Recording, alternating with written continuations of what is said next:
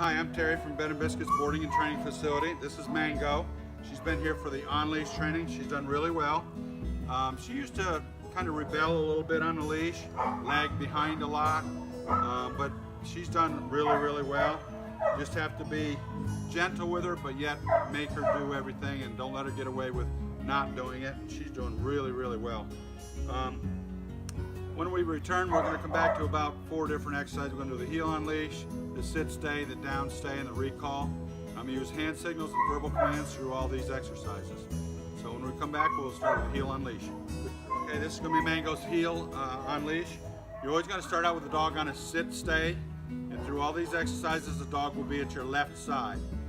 The hand signal to sit is just bring your hand up like this.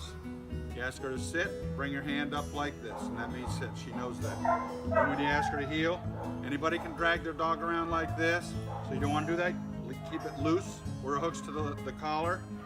And when you start walking, tell her to heel, and don't cater to her. If she's lagging behind or gonna go left or right, you make her follow you, just give a pull. If you feel this get tight, it's just pull and release and tell her to heel and keep walking. The worst thing you want to do is stop and stand next to her and let her do whatever she's doing, sniff the ground or whatever. She's going to do that all the time just to stop healing. Okay, so let's see how she does. Ready, Mango? Heel. Good girl. Good girl. Come on, baby. Good girl. When you stop, she should automatically sit. Good girl. Heel. Good girl, Mango. Good girl. Good girl. Exercise finished and praise your dog. Okay, this is going to be Mango's recall. Again, you're going to sit her at your left side. Sit her at your left side. The hand signal is to sit. Next hand signal you need to remember is the palm of your hand in her face. And just tell her to stay. Okay? So it's sit, stay, then you turn around and walk real slowly back to the end of your 6-foot leash and face her. And use the third hand signal to tell her to come, is to bring your hand to your chest. She should come and hopefully sit at your feet. But what we're basically trying to get her to do here is just come to you. Okay, so it's sit, stay, and come. All right, let's see how she does. Mango, sit, good girl, stay. Reinforce the word stay so she doesn't try to follow you. Stay. Mango, come.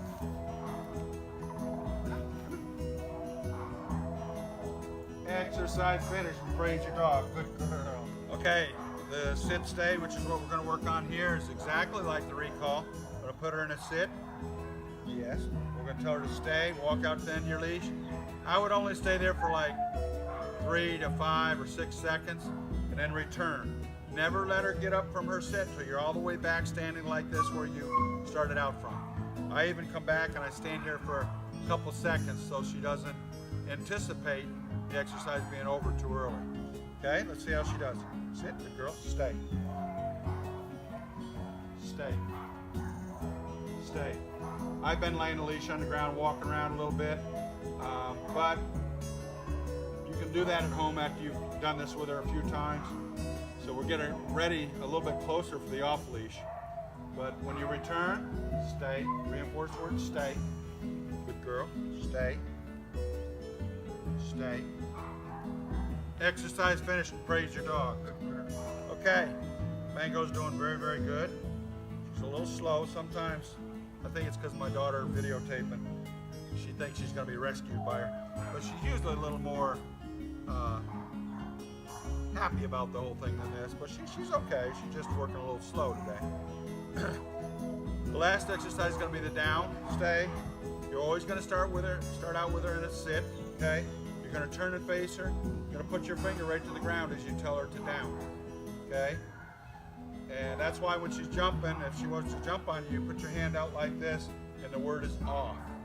I have taught her off. You can say no jump, but I've told her off. A lot of people say down, but then when they get to put the dog in a down position, that's the word for the down position is down. So you don't want to confuse her. All right, Mango, you ready? Hey. We'll start out with her in a sit. You turn and face her. Right down. Stay. Then you reinforce the stay, just like the sit stay or anything else. Stay. Good girl, stay. Stay. You notice through all these exercises, I'm not using any treats at all. The last resort is a treat because later on down the road, they'll know if you have or you don't have a treat, and if you don't, they probably won't listen nearly as good. This way, she might get a treat when she's all done with the exercises, but I just reinforce, positive reinforcement, pet her, and make a big deal of her after every exercise, and she works fine with that. Okay, so no more than like 5 seconds to start out with. You can leave her in this down stay. A little later on, after you've done it a week or so, you can leave her 30 seconds or a minute. Start laying the leash on the ground eventually when you know she's not going to break the command. Then when you're ready, go back, reinforce sword, stay, stay. Exercise finished. Praise your dog. Come on, baby. She got a whiff of something. Sit. Good girl. For a conclusion, Mango's done really, really well. We've also worked with the aggression thing, and I had Letty from Professional Dog Training come here also, and kind of assess the situation along with myself. And we've done different experiments with her with other dogs, and she's definitely not in favor of some other dogs being around them, but at the same time, she doesn't look like she would initiate a fight. But if there's other dogs or the other dog starts the fight, she's not going to back down either. She's gotten a little bit better. I've been taking her through the kennel with other dogs that I know are not aggressive, and the other dogs are behind the fence, behind their gate, and I'll walk through.